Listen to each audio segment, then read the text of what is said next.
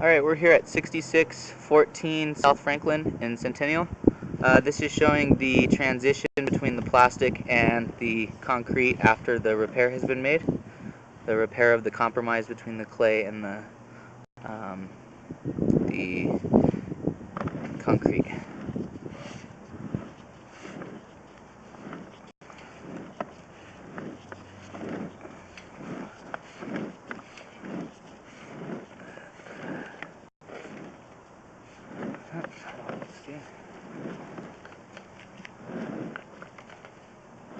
And then it'll be the same on the other side, because it's just a different.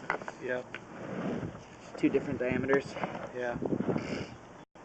Yeah, I saw the Concrete. the clay pipe on this side. Yeah. That one's a small. The clay pipe is a smaller exterior diameter. It's about 3/4 of an inch thick, whereas the concrete's about an inch thick, or like an inch and a quarter thick. Yeah. So it's a much bigger outside diameter. Well, good. You want it to go. But the interior diameter Same, is all the same. 4 inch. Yeah, exactly.